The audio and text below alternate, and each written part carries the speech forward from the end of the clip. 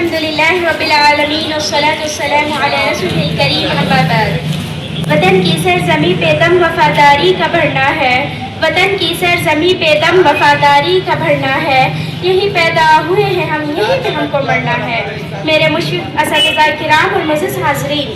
آج مجھے جس موضوع پر لب کشائی کی سعادت ملی ہے وہ ہے یوم جمہوریہ اور ہندوستانی مسلمان۔ ہندوستان کا شمار سب سے بڑی جمہوری ملکوں میں ہوتا ہے، جہاں ہندو، مسلم، سکھ، عیسائی تمام مذاہب کے لوگ بڑی محبت سے رہتے چلے آ رہے ہیں، کیونکہ ہندوستان کو انگریزوں سے آزاد کرانے کے لیے تمام مذاہب کے لوگ لڑائی لڑے ہیں، اور 15 اگست 1947 کو ہندوستان آزاد ہوا۔ پھر ہندوستان کو چلانے کے لیے 26 نومبر 1949 عیسوی کو ایسا قانون بنایا گیا جس میں ہر مذہب والے کو رہنے کا حق دیا گیا، اور 26 جنوری 1950 عیسوی کو قانون نافذ کر دیا گیا۔ اس قانون کے بعد سے ہندوستان میں جمہوری طرز کا آغاز ہوا۔ 26 جنوری کے دن ہندوستان میں یوم جمہوریہ کے نام سے جس طرح کا اسکول، کالج اور یونیورسٹی میں تقریب کا انعقاد کیا جاتا ہے، اسی طرح مدارس اسلامیہ میں بھی پرچم کشائی کے لیے جشن کی تقریب کا اہتمام کیا جاتا ہے، اور طلبہ و عوام کو ہمارے اسلاف نے جو کارہائے نمایاں انجام دیا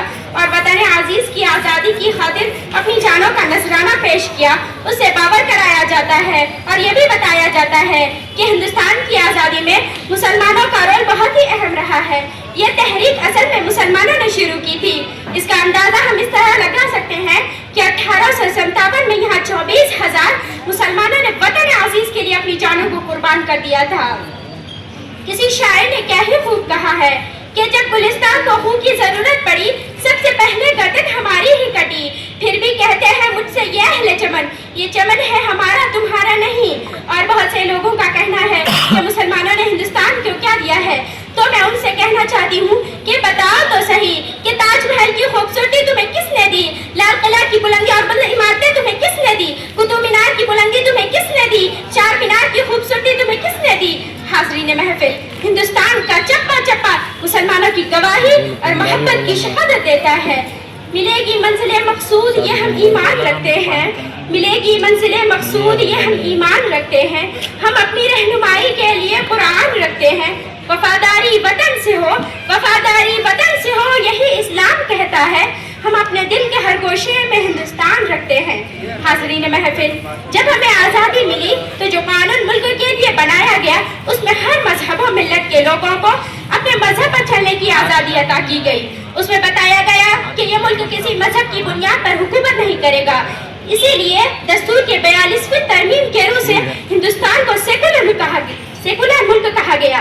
جہاں ہر مذہب کا مساوی طور پر احترام لازم قرار دیا گیا ہے۔ قانون ہند کے مطابق ہندوستانی شہری چاہے وہ کسی بھی مذہب کا ماننے والا کیوں نہ ہو، قانون کی نگاہ میں برابر ہے، اور ہر شہری کو آزادی رائے، آزادی خیال، آزادی مذہب کا حق حاصل ہے۔ دستور ہند میں اقلیتوں کو بھی ان کا حق دیا گیا ہے کہ وہ اپنے علیحدہ تعلیمی ادارے قائم کر سکتے ہیں، اپنی تہذیب و تمدن اور زبان کو فروغ دے سکتے ہیں، اور اپنی مذہب کی اشاعت کر سکتے ہیں۔ لیکن افسوس ہوتا ہے کہ برابری کے حقوق ملنے کے بعد آج بھی مسلمانوں پر ظلم کیا جا رہا ہے، کبھی گھر واپسی کے نام پر تو کبھی نو جہاد کے نام پر، کبھی مسلمانوں کی اذان پر سوال اٹھایا جاتا ہے تو کبھی بھارت ماتا کی جے نعرہ لگانے پر زور دلایا جاتا ہے، کبھی کچھ شدت پسند تنظیموں کے ذریعے اپنے مذہبی نعرہ لگوانے پر مسلمانوں پر ظلم کیا جاتا ہے، کبھی مسلمانوں نے ہند کو دیش کا غدار بتایا جاتا ہے، اس کے باوجود کسی شر پسند کے خلاف کوئی کارروائی نہیں ہوتی ہے۔ ہم کو نہ ستاؤ کہ ہم گنہگار نہیں ہیں، ہم کو نہ ستاؤ کہ ہم گنہگار نہیں ہیں، یہ کس نے کہہ دیا تم کو کہ ہم وفادار نہیں ہیں؟ اور جب جب بھی دیش نے مانگا لہو ہم نے دیا،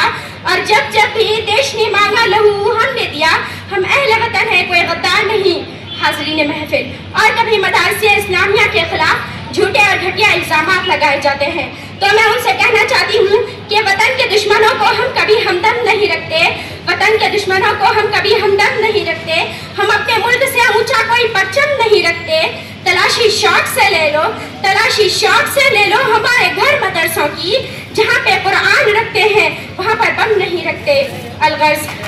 ان حالات کا مشاہدہ کرنے کے بعد یہ معلوم ہوتا ہے کہ مسلم اقلیت کو آئین میں ملنے والے تمام حقوق سے محروم کرنے کی مکمل کوشش जोर शोर से की जा रही है और हुकूमत खामोश तमाशाई बनी देख रही है। इसलिए हर हिंदुस्तानी मुसलमान के लिए जरूरी है कि दस्तूर हिंद को जानने की कोशिश करें और दस्तूर हिंद की रोशनी में उनकी जालिमाना कोशिशों को नाकाम बनाए। अंग्रेज यहाँ से चले तो गए, लेकिन अफसोस कि उस नजरिया के मानने वाले अभी भी मौजूद हैं जो अंग्रेज के बुरे असरात को कबूल करके हिंदुस्तान को मजहबियत, इलाकियत, इरादियत, अमीरी, गरीबी, रंग और नस्ल की बुनियाद पर तकसीम करने पर लगे हुए हैं और मुसलमानों के साथ मजहब की बुनियाद पर मुतासिमाना रवैया की तहरीक चलाई जा रही है। इसके बावजूद हिंदुस्तानी मुसलमान यहाँ की दम तोड़ती जमहूरियत का एहतराम करते हैं और तमाम मदारिस इस्लामिया में आज भी 26 जनवरी और 15 अगस्त को परचम लहराने की तकरीब मुनक्किद की जाती है और अल्लामा इकबाल का लिखा हुआ तराना पढ़ा जाता है। सारे जहां से अच्छा हिंदुस्तान हमारा, हम बुलबुले हैं इसकी, ये गुलसिता हमारा। अस्सलामु अलैकुम रहमतुल्लाहि व बरकातहू। जय हिंद।